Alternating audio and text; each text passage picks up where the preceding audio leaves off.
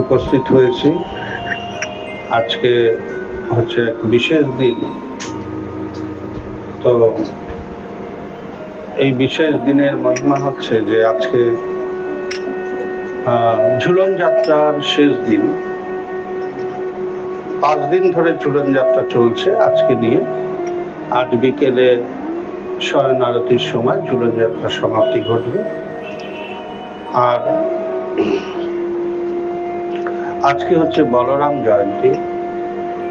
তো বলরাম প্রভুর আবির্ভাব তিথি আছে। আর আজকে হচ্ছে রাখি বন্ধন, রক্ষাবন্ধন যাকে বলে, সেই দিনটাও আজকে।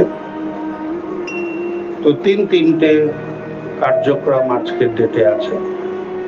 তো আমি তিনটেই অল্প স্বল্প করে কিছু মহিমা কীর্তন করবার চেষ্টা করব। তো প্রথমে বলরাম জয়ন্তীর কথা বলব। ভগবান বলদেব প্রভু এই জগতে আবির্ভূত হন ভগবান শ্রীকৃষ্ণের সৃষ্টি কার্যকে সহায়তা করবার জন্য। তো ভগবান বলদেব প্রভু ভগবানের বাম অঙ্গ থেকে রাইট অঙ্গ থেকে, ডান হাত থেকে বলদেব প্রভু আবির্ভূত হন এবং তার লেফট অঙ্গ থেকে শ্রীমতী রাধারানী আবির্ভূত হন। তো বলরাম প্রভু হচ্ছেন আদিগুরু। তিনি এই জগতে গুরুতত্ত্ব প্রকাশ করেন এবং কিভাবে কলিযুগের জীব, কিভাবে কলিযুগের মানুষ সদ্গুরুকে আশ্রয় করে ভগবান শ্রীকৃষ্ণের সান্নিধ্য লাভ করতে পারে এবং অন্তিমে ভগবানের ধামে ফিরে যেতে পারে, সেই বিষয়ক জ্ঞান সেবা তিনি প্রদান করেন ভক্তদের। বলদেব প্রভু ভগবানের বাম অঙ্গ থেকে উৎপত্তি হন এবং এই বলদেব প্রভুর ডান অঙ্গ থেকে আসেন এবং এই বলদেব প্রভুই থেকেই ভগবানের সমস্ত অবতার, রাম, বরাহ, কুর্ম, মৎস্য, বুদ্ধ, বামন, যত অবতার আছে সমস্ত অবতার এই বলদেব প্রভু থেকে আসে। তো ভগবান কৃষ্ণ হচ্ছেন সুপ্রিম অথরিটি, ভগবান কৃষ্ণ হচ্ছেন আদি। তো কৃষ্ণ হচ্ছেন পুরুষোত্তম এবং কৃষ্ণকে আদি বলা হয়েছে এই কারণে, যেরকম ভাবে যদি আমরা 10টা মোমবাতি জ্বালাতে চাই, তো 10টা মোমবাতির মধ্যে 9টা মোমবাতি সাজিয়ে রাখলাম আর একটা মোমবাতিকেই আগে দেশলাই দিয়ে জ্বালাম, আর সেই একটা দেশলাই দিয়েই, এই একটা মোমবাতি দিয়েই আমরা 9টা মোমবাতিকে জ্বালাই। তো আদি মোমবাতি কোনটা হলো তাহলে? যে প্রথমে ম্যাচিসের সঙ্গে জ্বলেছিল সেটা, আর 9টা থেকে আমরা প্রজ্বলিত করলাম 9টাতে। তো বলদেব প্রভুকে ভগবান আবির্ভূত করেন এবং আবির্ভূত করার পরে বলদেব প্রভুর অঙ্গ থেকে বলদেব প্রভুর থেকেই সমস্ত কিছু আবির্ভূত হয়, সমস্ত অবতাররা। তো ভগবান বলদেব প্রভু দেবকীর গর্ভে 7ম অবতার রূপে আবির্ভূত হন, 7ম সন্তান। এবং আমরা জানি 8ম সন্তান হচ্ছেন ভগবান শ্রীকৃষ্ণ। দেবকীর গর্ভ থেকে তাকে ভগবানের নির্দেশে তাকে ট্রান্সফার করা হয় রোহিণী মাতার গর্ভে। তো রোহিণী মাতা হচ্ছেন বসুদেবের আরেকজন স্ত্রী। তার গর্ভে এই বলদেব প্রভুকে ট্রান্সফার করা হয় সেই জন্য বলদেব প্রভুর নাম হয় শঙ্কর্ষণ। এর জন্য শঙ্কর্ষণ নাম হয়, শঙ্কর্ষণ, আকর্ষণ করেন। তো এইভাবে তিনি মাতা রোহিণীর গর্ভে আসেন এবং পরবর্তীকালে ভগবান শ্রীকৃষ্ণ দেবকীর গর্ভে আসেন এবং তিনিও বৃন্দাবনের দিকে চলে যান যশোদা মায়ের কাছে, যশোদার মায়ের কাছে উনিও পৌঁছে যান। তো কৃষ্ণ বলরাম দুজনেই বৃন্দাবনে লীলা করছিলেন। তো দুজনই ভগবান, এমন না একজন ছোট ভগবান একজন বড় ভগবান, এরকম না, দুজনেই ভগবান আছেন। দুজনেরই ঐশ্বর্য প্রায় এক, অল্প স্বল্প কিছু ডিফারেন্স আছে, দুজনেরই একই ঐশ্বর্য আছে। তো ভগবান শ্রীকৃষ্ণ যখন রাসলীলা করেন তখন ভগবান শ্রীকৃষ্ণ রাসলীলাতে থাকেন। আর ভগবান শ্রীকৃষ্ণ যখন অরিষ্টাসুর, বকাসুর এদের হত্যা করেন তখন বলদেব রূপে হত্যা হয়, বলদেবের কাছে হত্যা হয়, কৃষ্ণের কাছে হত্যা হয়। এর একটা বড় তথ্য আছে, আপাত দৃষ্টিতে বুঝতে অসুবিধা হবে, কিন্তু পরবর্তীকালে যখন আমরা আরো বিস্তারিত ক্লাসে আলোচনা করব তখন বোঝা যাবে। তো যাই হোক, কৃষ্ণের হাতে কেউ মারা যায়নি খুব একটা, কেউ।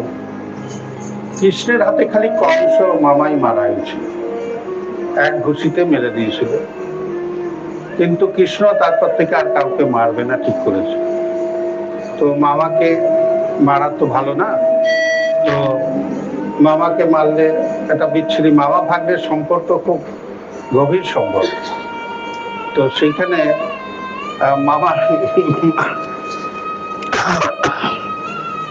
মামা হত্যা হয়ে গেছে ভাগ্নের হাতে। তো যাই হোক, কৃষ্ণ আর কাউকে মারেনি। তো বলদেব প্রভু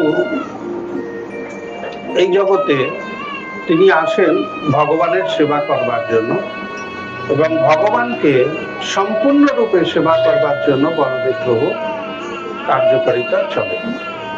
তো ভগবানকে সেবা করবার জন্য তিনি যে রস আছে, কটা রস আছে আপনারা জানেন? কটা রস? 5টা রস। তো কি কি রস?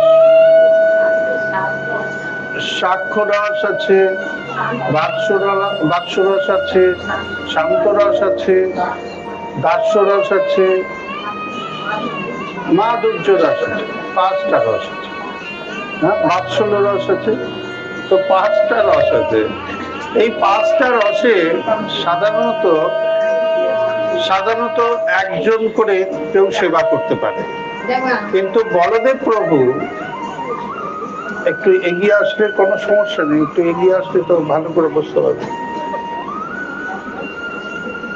হ্যাঁ, তো বলদেব প্রভু কি করেন? 5টা রসেই ভগবানকে সেবা করেন। তো ভগবানের যে মৃদঙ্গ, ভগবানের যে হারমোনিয়াম, ভগবানের যে করতাল, যা কিছু ভগবানের কীর্তনের ইনস্ট্রুমেন্ট লাগে, সব ভগবানের বলদেব প্রভুর প্রকাশ। সমস্ত এভরিথিং বলদেব প্রভুর প্রকাশ।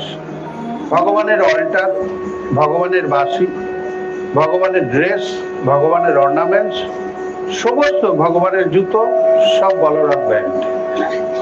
আমরা অনেকে ব্যান্ড নিই না, ব্যান্ড পরি, প্যান্টালুন ছাড়া কাপড় পরি না, প্যান্টালুনের শার্ট, প্যান্টালুনের প্যান্ট, রিবকের জুতো, এরকম আছে না, ব্যান্ড মেনটেন করে। ভগবানও ব্যান্ড মেনটেন করে। ভগবান শ্রীকৃষ্ণের যত ব্যান্ড আছে সব বলরাম ব্যান্ড, বলরামই সবকিছু। তো বলরাম ছাড়া ভগবান কিছুই গ্রহণ করেন না, কোনো কিছু গ্রহণ করেন না। এইভাবে ভগবানের নিত্য সেবায় বলদেব প্রভু রয়েছে। তো বলদেব প্রভুর যে সেবা, তো ভগবানের দুরকম ভাবে প্রকাশিত হয়। একটা ভাব হচ্ছে স্বয়ম্ভু ভাব।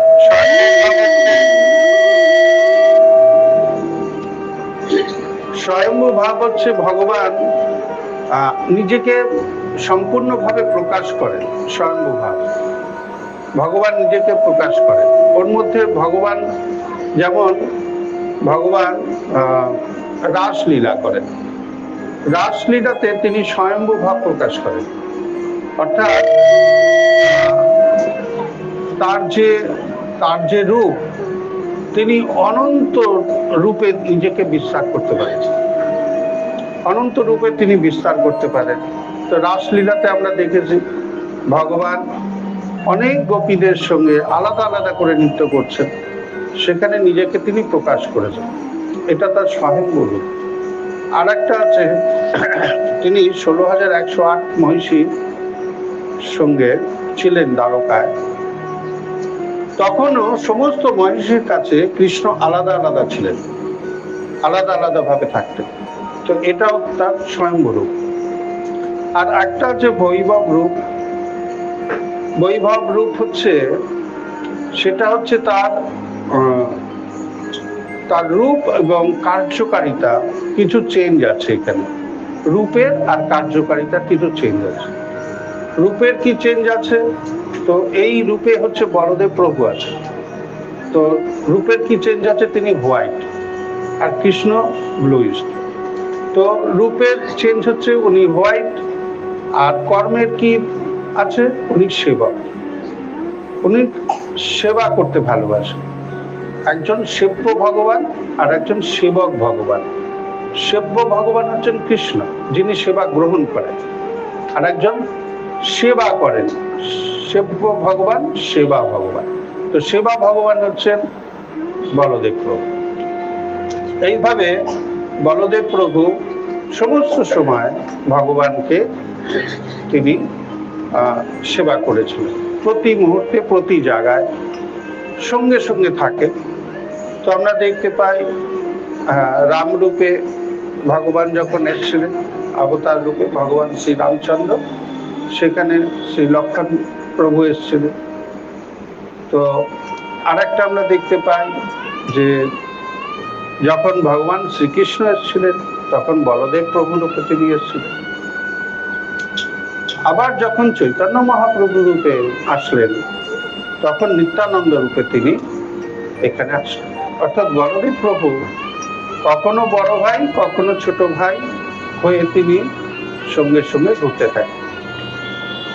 তো গুরু মহারাজ বলছিলেন যে লক্ষ্মণ রূপে যখন ছোট ভাই ছিলেন তিনি, তখন নাকি তিনি বলেছিলেন যে প্রভু, এর পরে আমি তোমার বড় ভাই হব, না হলে বড় ইনস্ট্রাকশন দিতে থাকো তুমি। ছোট ভাই হয়ে অনেক ঝামেলা আছে, অনেক ইনস্ট্রাকশন দিতে হচ্ছে, এটা করো, ওটা করো, ওটা করো, সেটা করো, করতে হচ্ছে। কিন্তু এরপরে আমি বড় ভাই হব, আমি বলবো এটা করো, ওটা করো, সেটা। তো ভগবান বলছেন ঠিক আছে। তো বলদেব ভগবান বৃন্দাবনে ভগবান কি করলেন? বলদেব প্রভুকে আগে পাঠিয়ে দিলেন। তো তিনি বড় ভাই হয়েছিলেন। আর চৈতন্য লীলাতেও তিনি, আমরা দেখতে পেলাম, তিনি বড় ভাই হতে এসেছেন। তো বলদেব প্রভু হচ্ছেন আদি গুরু। তো গুরু ছাড়া আমরা কৃষ্ণকে পেতে পারবো না। গুরু ছাড়া আমরা কৃষ্ণের সঙ্গে আমাদের সম্পর্কিত হবে না। তাই আমরা যদি মনে করি আমাদের গুরু দরকার নেই, কৃষ্ণ তো আছে, কৃষ্ণের সঙ্গে আমাদের সম্পর্ক স্থাপন করতে যাব, কিন্তু সেটা হতে পারবে না। চৈতন্য মহাপ্রভুর লীলাতে আমরা দেখতে পাই রঘুনাথ এইভাবে গুরুকে অবজ্ঞা করে সে বাড়ি ঘর ছেড়ে সে চলে গেছিল পুরী। পুরী চলে গেছিল এবং চলে গিয়ে চৈতন্য মহাপ্রভুর দর্শন করছিল এবং চৈতন্য মহাপ্রভুর সান্নিধ্য চাইছিল, আর চৈতন্য মহাপ্রভুর থেকেই দীক্ষা নেওয়ার জন্য ঘুরে বেড়াচ্ছে। কিন্তু চৈতন্য মহাপ্রভু ওনাকে বললেন যে তুমি কপট বৈরাগ্য দেখাবে না। কপট বৈরাগ্য মানে হচ্ছে বৈরাগ্য দেখাচ্ছি, আমার না, আমার আর কি, আমার বলতে তার কিছু নেই, আমার আর কি আছে, চাইলে দেবে নাকি? চাইলে যদি বলা হয় যে ঠিক আছে আপনার কি তাহলে ভগবানকে এটা দিন না, তখন আর দেবে না। তখন মানে দেখি বাড়িতে জিজ্ঞেস করে দেখি, তখন এই বলবো। তো এটা হচ্ছে কপট বৈরাগ্য। তো চৈতন্য মহাপ্রভু রঘুনাথকে বলছেন, রঘুনাথ তুমি কপট বৈরাগ্য দেখিও না, আর তুমি সোজাসুজি বাড়ি যাও, আর বাড়ি গিয়ে তুমি বিষয় আশ্রয় যেটাই আছে তুমি সেটা ভোগ করো, কিন্তু হৃদয়ে আমাকে রেখে, হৃদয় ভক্তি রেখে তুমি এটাকে ভোগ করো। তুমি এর প্রতি আসক্ত হয়েও না, তোমার অর্থ করি বিষয়ের উপরে তুমি আসক্ত হয়েও না, কিন্তু জিনিসটা ভোগ করতে পারো। তাই আমাদের জীবনেও যা কিছু আছে তা আমরা ভোগ করতে পারি, এটা কোনো সমস্যা নেই, চৈতন্য মহাপ্রভু বলছেন। কিন্তু এর প্রতি আসক্ত না হয়ে, আমার চলে গেলে একদম বুক ধরপড় করে উঠলো, আর পরের দিন হার্ট অ্যাটাক করে হসপিটালে ভর্তি হয়ে গেল, হায় হায় আমার চলে গেল, তাহলে বুঝতে হবে পুরো আসক্তি আমাদের ওর মধ্যে আছে। তাই এটাকে বলে কপট বৈরাগ্য। তো কপট বৈরাগ্য করতে চৈতন্য মহাপ্রভু না করছে। তো চৈতন্য মহাপ্রভু রঘুনাথকে বলে আমাদের সবাইকেই মেসেজ দিচ্ছে, আমরা যারা ভক্ত তা আমাদের কি করা উচিত, আমাদের এই কপট বৈরাগ্য দেখানো উচিত না। আমরা যেন ভগবানকে সেবা করি এবং আমাদের এই বিষয় আশয় যাই আছে তার উপরে অনাসক্ত থেকে আমরা যেন এর প্রতি আসক্ত না হয়ে পড়ি। তো আসক্ত হয়ে পড়লেই আমরা এই জগতের বন্ধনে আটকে যাব। তো এইভাবে চৈতন্য মহাপ্রভু কি করলেন, রঘুনাথকে পাঠিয়ে দিলেন। তো রঘুনাথ বাড়িতে চলে আসলেন এবং থাকতে গেলেন। এবং কিন্তু চৈতন্য মহাপ্রভু জানেন যে রঘুনাথ একজন খুব ভালো ভক্ত, উনি জানেন, এটা হৃদয় থেকে জানেন যে উনি একজন খুবই উচ্চমানের ভক্ত। তো সেই জন্য কি করলেন, উনি গুরুদেবকে পাঠিয়ে দিলেন। নিত্যানন্দ প্রভু পানিহাটিতে চলে এলেন। তো পানিহাটিতে চলে এলেন, আর পানিহাটিতে আসার সঙ্গে সঙ্গেই রঘুনাথ কি করলেন, শুনতে পেলেন নিত্যানন্দ প্রভু এসছেন, তাকে দর্শন করবার জন্য দূর থেকে দাঁড়িয়ে দর্শন করছিলেন আর দণ্ডবত প্রণাম করছিলেন। পরবর্তীকালে নিত্যানন্দ প্রভু ওনাকে কৃপা করেন, ওনার শ্রী পদপদ্ম রঘুনাথের মস্তকে ধারণ করান। তো তখন কি হয়, রঘুনাথ গুরু কৃপা পায়, এবং গুরু কৃপা হচ্ছে গুরুর থেকে শাস্ত্র বিষয় সমস্ত বিষয় শিক্ষা এবং দীক্ষা নেওয়া, এটা হচ্ছে গুরু কৃপা। আর গুরু কৃপা হলেই আমরা কি করতে পারি, আমরা ভগবানের কাছে যেতে পারবো, ভগবানের সেবায় নিযুক্ত হতে পারবো। না হলে ভগবানকে আমাদের ডাইরেক্ট সেবা করবার ক্ষমতা আমাদের নেই। এই যে কার্য, এই কার্যটা বলরাম প্রভু করে থাকেন। বলরাম প্রভু তিনি হচ্ছেন আদি গুরু, তিনি গুরু হয়ে সমস্ত ভক্তদের তিনি শিক্ষা এবং দীক্ষার ব্যবস্থা করেন এবং ভগবানের কাছে প্রেরণ করেন এবং সেবার জন্য প্রেরণ করেন। এইভাবে বলদেব প্রভু, বলদেব কথার অর্থ হচ্ছে বল, এই বলটাকে আমাদের কিভাবে কাজে লাগায়, আমরা হরিনামে যাতে বল পাই, আমরা হরিনাম করতে যাতে শক্তি পাই, আমরা যাতে সেবা করবার শক্তি পাই, এটা হচ্ছে বলদেব প্রভু আমাদের দিয়ে দেন, আমাদের শক্তি দেন, বল দেন। হ্যাঁ, বলদেব প্রভু। আর আরেকটা নাম হচ্ছে ওনার হলধর। হলধর হচ্ছে ওনার ক্ষেত্রে হাল আছে, হাল যেটা কৃষিক্ষেত্রে লাগে, চাষিরা লাঙল যাকে বলে, লাঙল সেটাকে ইউজ করে।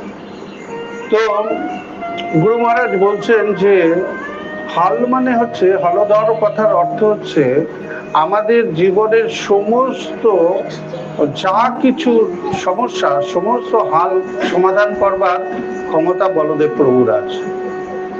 তো এই জন্য তিনি হলধর। আর তিনি হচ্ছেন শঙ্কর্ষণ। তো তিনি সবাইকে কৃষ্ণের প্রতি আকর্ষণ করেন, তিনি হচ্ছেন শঙ্কর্ষণ। এইভাবে বলদেব প্রভু যে সেবা করেন, নিত্য কাল ধরে ভগবান শ্রীকৃষ্ণের সেবায় তিনি রত, এবং তিনি বিষ্ণু, তিনি মহাবিষ্ণু, তিনি কারণোদকশায়ী বিষ্ণু, তিনি গর্ভোদকশায়ী বিষ্ণু, তিনি ক্ষীরোদকশায়ী বিষ্ণু, তিনি হচ্ছেন অনুরুদ্ধ, তিনি হচ্ছেন প্রদ্যুম্ন, তিনি হচ্ছেন শঙ্কর্ষণ, তিনি হচ্ছেন শেষনাগ। তো সমস্ত কিছু ভগবানের যত সেবা আছে সমস্ত কিছু থেকে তিনি সেবা করছেন, ভগবানকে সেবা করছেন সমস্ত দিক থেকে। তো এইভাবে বলদেব প্রভু একটা বিরাট, এই সৃষ্টি কার্যে ওনার একটা বিরাট রোল আছে। তো বলদেব প্রভুর সম্বন্ধে বলতে গেলে ঘন্টা ঘন্টা কেন আরো কত কি বলতে হবে তার কোনো ঠিক নেই, এতই ওনার সেবার পার্ট আছে। আর অনেক শান্ত, খুবই শান্ত ভাব। তিনি কুরুক্ষেত্রের যুদ্ধে সময় তিনি দুর্যোধনকে গদার শিক্ষা দিয়েছিলেন। দুর্যোধনকে গদার শিক্ষা দিয়েছেন বলদেব প্রভু। আর এইদিকে ভীমের সঙ্গে গদা যুদ্ধের অবতীর্ণ হতে হবে। ভীমের সঙ্গে ভীমকে ভগবান শ্রীকৃষ্ণ বলছেন, ভীম তুমি কিন্তু ওকে মারতে পারবে না, কারণ শিক্ষাটা বলদেব প্রভু দিয়েছে। তো বলদেব প্রভুর গদার শিক্ষা, বলদেব প্রভু নিজে গুরু, তো ওকে দুর্যোধনকে হারানো এত সোজা না, ওকে হারানো যাবে না, কারণ গুরুটা হচ্ছে বিশাল হাইফাই গুরু আছে, তো এইখানে পারা যাবে না ওকে। তো আমি তোমাকে টোটকা বলে দেবো, তুমি সেখানে কাজটা করবে। তো একবার কি হয়েছিল, গান্ধারী মাতা তিনি তো তার স্বামী অন্ধ বলে তিনি পণ নিয়েছিলেন, আমার স্বামী দেখতে পায় না তো আমিও দেখতে পাবো না, তা আমিও দেখতে চাই না, সেই জন্য উনি কাপড়ের পট্টি লাগিয়ে দিয়েছেন। কিন্তু উনি অনেক ভক্ত, অনেক ভালো ছিলেন, অনেক দিব্য শক্তি ওনার মধ্যে ছিল, এগুলো সব আছে। তো যখন যুদ্ধ হবে তখন মাতা এটার নাম কি, গান্ধারী মাতা কি করলেন, দুর্যোধনকে ডেকে বললেন যে দুর্যোধন, তুমি সকালে স্নান করে এসে তোমার শরীরে যাতে বস্ত্র না থাকে, আর তুমি বিনা বস্ত্রে আমার সামনে দাঁড়াবে, আর আমি তখন এই চোখটা খুলবো আর তোমাকে আমি দৃষ্টিপাত করব। তো আমার দৃষ্টিপাতে তুমি বজ্রের মতো শক্ত হয়ে যাবে, তুমি বজ্রের মতো শক্ত হয়ে যাবে আমার দৃষ্টিপাতে। তো দুর্যোধন বললেন যে ঠিক আছে মা, তাই হবে। এইবার সকালবেলা তো স্নান করতে গেছে নদীতে, আর নদীতে স্নান করে অন্ধকারের উলঙ্গ হয়ে আসছে। তো ভগবান কৃষ্ণ সামনে চলে গেছে, বলছে আরে তুমি এ কি করছো, এ কি উলঙ্গ হয়ে তুমি কি রাস্তা দিয়ে যাচ্ছ, এ কি? কৃষ্ণকে দেখে লজ্জায় পড়ে গেছে, সে এরকম করে ঢাকাটা কি করছে নিজেকে, আর ঢাকবে কি, পোশাকই তো নেই, তো ঢাকবে কি, তো এরকম করছে। তখন বলছে যে আরে তুমি কেন যাচ্ছ? তখন বলছে মা আমাকে বলেছে উলঙ্গ হয়ে ওর সামনে যেতে, তো মা আমাকে দেখতে চায়। তো বলছে আরে বোকা, তুমি এত বড় হয়ে গেছো, মায়ের কাছে বাচ্চা সবসময় ছোট, ঠিক আছে, কিন্তু তুমি কত বড় দেখো, তো এত বড় বয়সে কেউ উলঙ্গ হয়ে মায়ের কাছে যায়, এইটুক তোমার বুদ্ধি নাই, তুমি অন্তত নিম্নাঙ্গ ঢেকে যাও। তখন ও কি করেছে, পাশ থেকে একটা গামছা কোথা থেকে বোধহয় সাপ্লাই হয়েছে, এই গামছাটা পরে চলে গেছে। এবার মাকে গিয়ে বলেছে, মা বলেছে বাবা তুমি এসছো? হ্যাঁ এসে গেছি, একদম দাঁড়িয়ে আছি তোমার চোখের সামনে। মা চোখের এটা খুলে দিয়েছে, আর খুলে দিয়ে দেখে পুরো পায়ে থেকে মাথা পর্যন্ত দেখে মা বিরক্ত হয়ে গেছে, বলছে কি তুমি গামছা পরে আছো কেন? তুই বলে আবার চোখটা বন্ধ করে দিয়েছে, পুরো শরীরকে স্ক্যান করে দিয়েছে, একদম শরীরটাকে স্ক্যান করে দিয়েছে, মানে যে যে জায়গায় উনি দৃষ্টি প্রদান করেছেন সেই সব অঞ্চল বজ্রের মতো শক্ত হয়ে গেছে। 1000 কেন 2000 গদা মারলেও সেখানে কোনো এফেক্ট করবে না, এরকম হয়ে গেছে শরীর। কিন্তু নিম্নাঙ্গ দিয়ে আর উরু দিয়ে ওটা তো ঢাকা ছিল। তো কৃষ্ণ বলে দিল যে যদি গদা মারতে হয় তো উরুতে মারতে হবে, না হলে একে মারার আর রাস্তা নেই, তুমি একে হারাতে পারবে। তো এ সরাসরি যখন উরুতে গদা চালিয়েছে ভগবানের নির্দেশে, তখন বলদেব প্রভু ভীষণ রেগে গেছেন কৃষ্ণের প্রতি, এবং কৃষ্ণের প্রতি রেগে গিয়ে বলছে এটা অন্যায়, কোমরের থেকে নিচে গদা চার্জ করা উচিত না, এটা পুরোপুরি যুদ্ধ নীতির বিরুদ্ধাচরণ হয়েছে। তো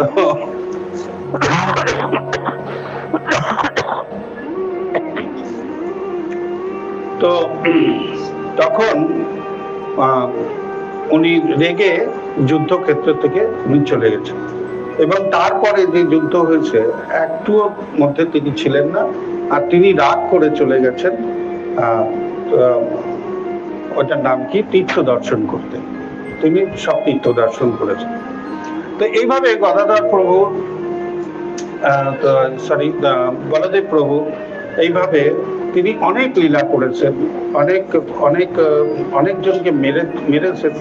এবং যখন কৃষ্ণ বলরামকে অক্রূর নিয়ে চলে গেল মথুরায়, তখন তিনি কৃষ্ণ বলরাম রূপে যারা ওখানে গেল তারা বসুদেব কৃষ্ণ আর বসুদেব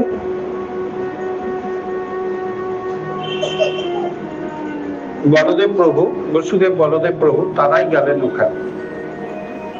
আর যে দুজন কৃষ্ণ বলরাম যারা বৃন্দাবনে ছিলেন তারা বৃন্দাবনেই রয়ে গেলেন, তাদের প্রতিমূর্তি ওখানে গেছে। সেই জন্য শাস্ত্রে বলা হয় যে বৃন্দাবন থেকে কৃষ্ণ বলরাম কোনো দিন যায়নি, আজও পর্যন্ত তারা কৃষ্ণ বলরাম বৃন্দাবনেই আছে। তো এর লীলা একটা বিশাল বিস্তার একটা লীলা আছে, এটাকে খুব সংক্ষেপে বোঝা সহজ ব্যাপার না, এটা অনেক শাস্ত্রীয় ম্যাটার দিয়ে বুঝতে পারলে ঠিক হবে। তো যাই হোক, এইভাবে বলদেব প্রভুর লীলা করেন। বলদেব প্রভু আমাদের শক্তি প্রদান করেন এবং ভগবানের সেবায় নিয়োজিত করেন, এবং আদি গুরু হয়ে তিনি সবাইকে ভক্তি জীবনে শিক্ষা প্রদান করেন। তো আজকে বলরাম জয়ন্তী, তো বলদেব প্রভুর কাছে আমরা প্রার্থনা করব উনি জানি আমাদের শক্তি প্রদান করেন আমাদের ভক্তিতে, এবং আমাদের আমরা যে প্রচার কার্য করছি সেই প্রচার কার্যে, এবং আমরা যে ভগবানের দিব্য নাম হরে কৃষ্ণ মহামন্ত্র কীর্তন করছি এবং ভগবানের সেবা করছি, সেই সেবাতে তিনি যেন আমাদের সহায়তা করেন এবং আমাদের শক্তি প্রদান করেন, আর উনি গুরু হয়ে আমাদের যেন পথ প্রদর্শন করেন। তো এটা হলো বলদেব জয়ন্তী। আর আজকে হচ্ছে পঞ্চম দিন, শেষ দিন হচ্ছে ঝুলন পূর্ণিমা। ঝুলন পূর্ণিমা হচ্ছে শ্রাবণ মাসে হয়ে থাকে। এটা বৃন্দাবন লীলা। বৃন্দাবনে ভগবান যখন ছিলেন বাল্যরূপে তখনকার লীলা এটা। তো সেই সময় শ্রাবণ মাসে গোপীরা তারা ভগবানকে কদম্ব গাছের বৃক্ষে ঝোলা বানিয়ে ভগবান আর শ্রী রাধারানীকে দোলনায় দুলিয়েছিলেন এই দিন। আর সমস্ত পুষ্প দিয়ে তাকে বেঁধে দেওয়া হয়েছিল, চারদিক দিয়ে সুন্দর সজ্জিত করা হয়েছিল। এইভাবে ভগবানের সেবা হয়েছিল। তো রথযাত্রায়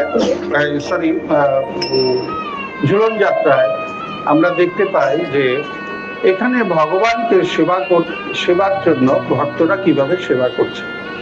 তাই ভগবান হচ্ছেন সর্বভোক্তা, ভগবান হচ্ছেন সমস্ত কিছু ভোগ করেন। তাই আমরা যদি আমাদের সমস্ত বস্তু ভগবানকে প্রদান করি তো সেটা হচ্ছে আমাদের জীবনের সবচেয়ে উল্লেখযোগ্য দিক হবে, যেহেতু আমরা ভগবান হচ্ছেন পরম ভক্তা। তাই ভোগ করার বাসনা যদি আমাদের মধ্যে থাকে তো সেই ভোগটা কি হবে, আমাদের মায়ার দ্বারা আক্রান্ত হয়ে আমরা কষ্ট পাব। কিন্তু আমরা যদি ভগবানকে নিবেদন করি সবকিছু, তাহলে ভগবান এটা গ্রহণ করার পরে আমরা কি হব? আমরা উন্নত হব। ভগবান আমাদের কৃপা করবেন ভগবান, এবং সমস্ত প্রয়োজন আমাদের মেটাবে। তো এইভাবে এই লীলা হয়েছিল। আর এই সময় আর একটা যেটা শিক্ষণীয় সেটা হয়েছে যে যত গোপীরা ছিলেন তারা কি করছিলেন, তারা কৃষ্ণ আর রাধারানীকে দোলায় দোলাচ্ছিলেন। তাদের মনে এটা হয়নি যে কৃষ্ণ রাধারানীকে বাদ দিয়ে আমরা দুলব, এটা মনে হয়নি। কিন্তু আমরা দেখি কারোর বাড়িতে ঝোলনা টানানো আছে, তারা ওর মধ্যে বসে কফি খায় আর কাগজ পড়ে, দুলতে থাকে, কৃষ্ণ হতে চায়। তো সবাই এই জগতে ভোগ করতে চায়, কৃষ্ণ হতে চায়। তো এইভাবে দোলনাটায় কারা কে দুলছিলেন? কৃষ্ণ আর শ্রীমতী রাধা। তো সবাই ওনারা একসঙ্গে খেলছিলেন, কিন্তু যখন সময় আসে তখন জানে যে এই সেবাটা কার উদ্দেশ্যে নিবেদন করতে হবে। তাই আমাদেরও সবসময় মনে রাখতে হবে, আমাদের জীবনে অনেক কিছু আছে, কিন্তু অনেক কিছু থাকবে, অনেক ঐশ্বর্য আছে, কিন্তু ঐশ্বর্য কাকে দিতে হবে? ভগবানকে। ভগবানের সেবায় নিযুক্ত করতে হবে, তবে আমরা ভাবতে হবে। এরপরে আছে রাখি পূর্ণিমা। তো রাখি পূর্ণিমা, প্রথম রাখি পূর্ণিমা হয়েছিল তো যখন বলি মহারাজ স্বর্গ অ্যাটাক করেছিলেন। বলি মহারাজ স্বর্গ অ্যাটাক করেছিলেন, আর ইন্দ্র পরাস্ত হতে চলেছে, প্রায় সব দিক দিয়ে পরাস্ত হতে চলেছে। তার সেনা বাহিনী সমস্ত কিছু মানে অন্তিম লগ দিয়েছে গেছে।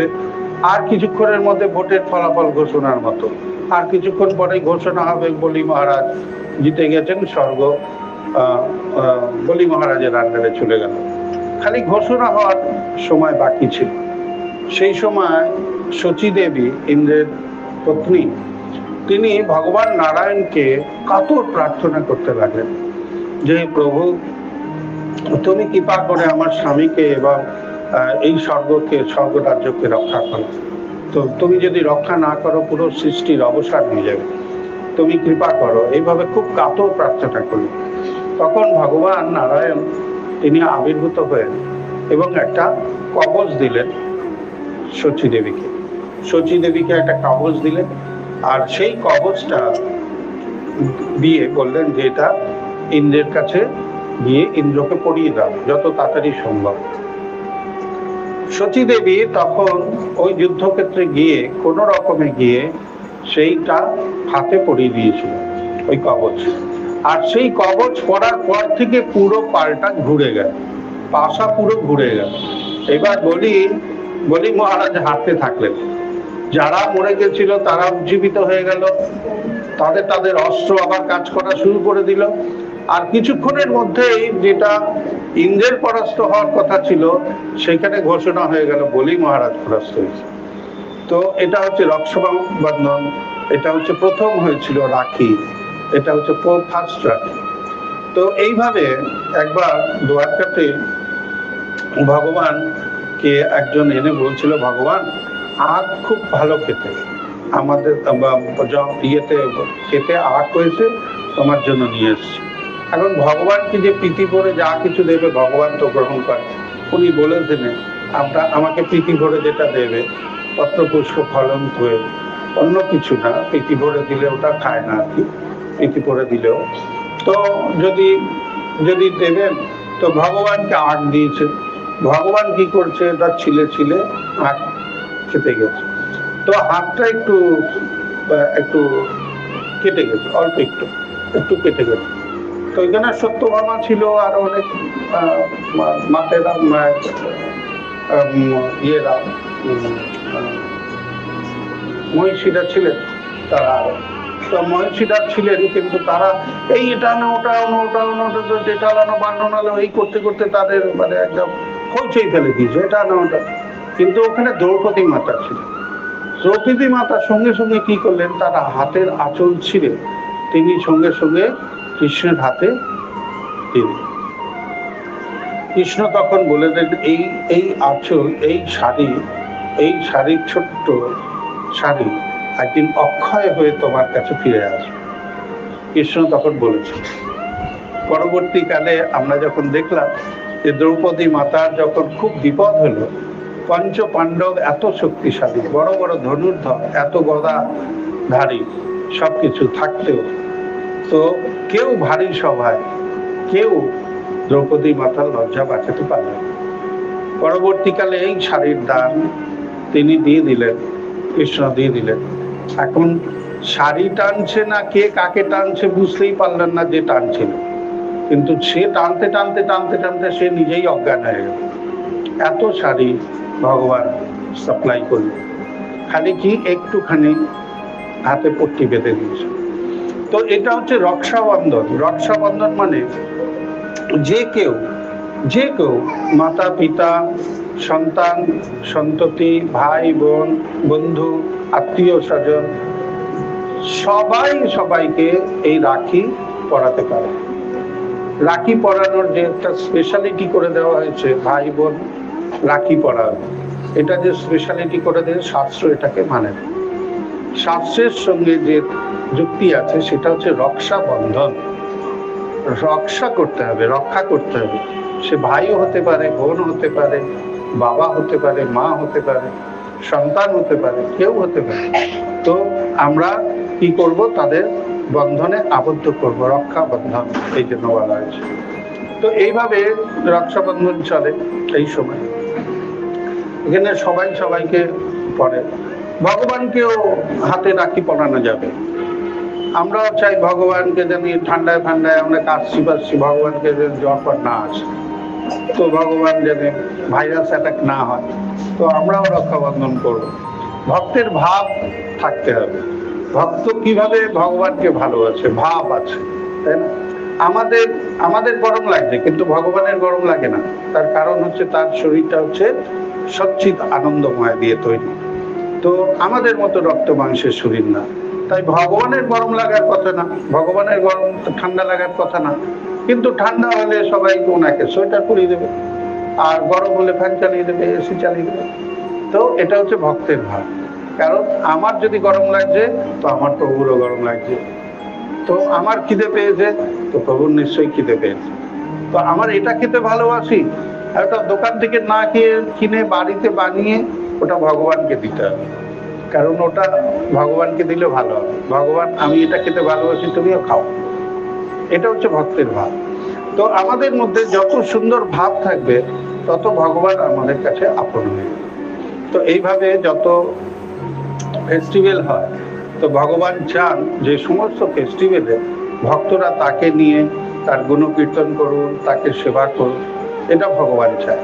ভগবান চান এই কারণে যে আমরা যদি ওনাকে নিয়ে কৃষ্ণ ভাবনামৃত থাকি, তো অন্তিম সময়েও আমরা কৃষ্ণ ভাবনামৃতেই থাকবো এবং ভগবান আমাদের হাত ধরে তার ধামে নিয়ে চলে যাবে।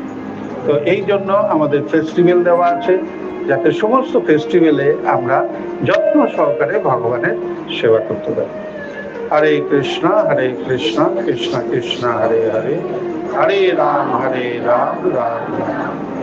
জয় শিল প্রভুপাদ কি জয়, গুরু মহারাজ কি জয়। নিতাই গৌর সীতানাথ প্রেমানন্দে হরি হরি।